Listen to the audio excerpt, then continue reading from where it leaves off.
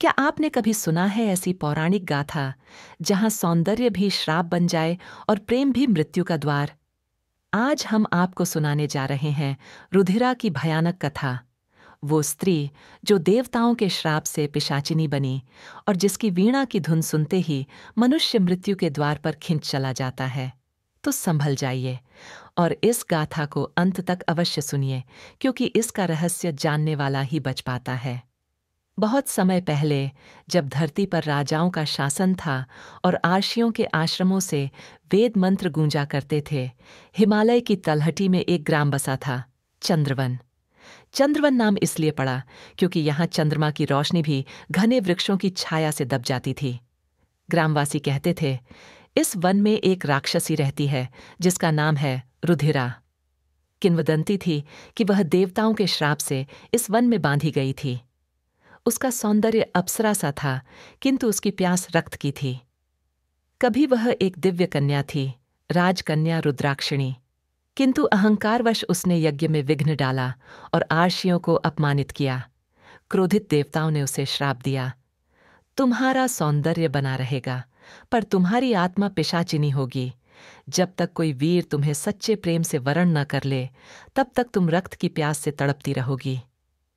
तभी से वह कन्या रुधिरा नामक रक्त पिपासिनी बन गई। चंद्रवन के समीप जनपद पर शासन करता था राजकुमार वत्सराज। उसकी वीरता अतुलनीय थी, किंतु उसकी जिज्ञासा उसे संकट में डाल देती थी। ग्रामवासियों से उसने सुना कि रुधिरा अमावस्या की रात वीणा बजाती है और जो भी उसकी धुन सुनकर वन में प्रवेश करता है, कभी लौटकर नहीं आता।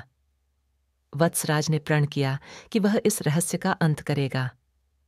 अमावस्या की रात, जब आकाश पर केवल तारे धधक रहे थे, वह अपने अश्व पर सवार होकर वन में प्रविष्ट हुआ। वन के मध्य में पहुंचते ही वातावरण बदल गया। पत्तियां बिना पवन के हिलने लगीं, जलाशय से अजीब सी गंध उठी और कहीं दूर से वीणा का मधुर पर डरावना स्वर गूंजने लगा। वटवृक्ष के नीचे एक स्त्री खड़ी थी। उसका रूप ऐसा था मानो चंद्रमा की छवि स्वयं उतर आई हो। लंबे केश, स्वर्णाभ वस्त्र और मुखमंडल पर दिव्य आभा, परंतु उसकी आंखों में दहकता रक्त था। वह मुस्कुराई और बोली, स्वागत है राजकुमार, मैं हूं रुधिरा। क्या तुम जानते हो, यहां आने वाले कभी जीवित नहीं लौटते? वत्सराज ने निर्भीक स्वर में कहा, यदि तुम मृत्यु हो तो मैं उसका सामना करूंगा, और यदि तुम पीड़ा में बंधी आत्मा हो तो तुम्हें मुक्त करूंगा। रुधिरा हंसी। उसकी हंसी से पूरा वन कांप उठा। उसने अपना हाथ बढ़ाया, उसकी उंगलियों से रक्त की बूंदें टपक रही थीं। भूमि पर चारों ओर हड्डियां बिखरी थीं, उन लोगों की जो पहले यहां आए थे। फिर भी रुधिरा की आंखों में करुणा की झलक थी। उसने कहा, मैं श्रापित हूं राजकुमार। मेरे आलिंगन में जो भी आता है वह रक्तहीन होकर मर जाता है, किंतु यदि कोई मुझे सच्चे हृदय से वरण करे तो यह श्राप टूट सकता है। क्या तुम मेरे उद्धारक बनोगे? वत्सराज के हृदय में भय और करुणा का संग्राम होने लगा। क्या वह इस सुंदरी का साथ दे या तलवार उठाकर उसका अंत करे? वत्सराज ने क्षण भर के लिए तलवार म्यान से निकाली। रुधिरा ने उसकी ओर देखा और उसकी आंखों से रक्त के आंसू बह निकले। मुझे शाप से मुक्त करो, अन्यथा मेरी अगली शिकार बनो। अचानक एक गगनभेदी चीख गूंज उठी। वन के वृक्ष हिलने लगे, अश्व भयभीत होकर भाग गया और उसके बाद राजकुमार का कोई पता न चला।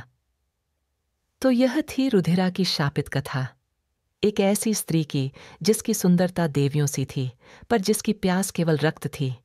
कहते हैं आज भी अमावस्या की रात चंद्रवन में उसकी वीणा बजती है और कोई लाल आंखों वाली छाया पुकारती है, राजकुमार लौट आओ, मुझे अधूरी मत छोड़ो।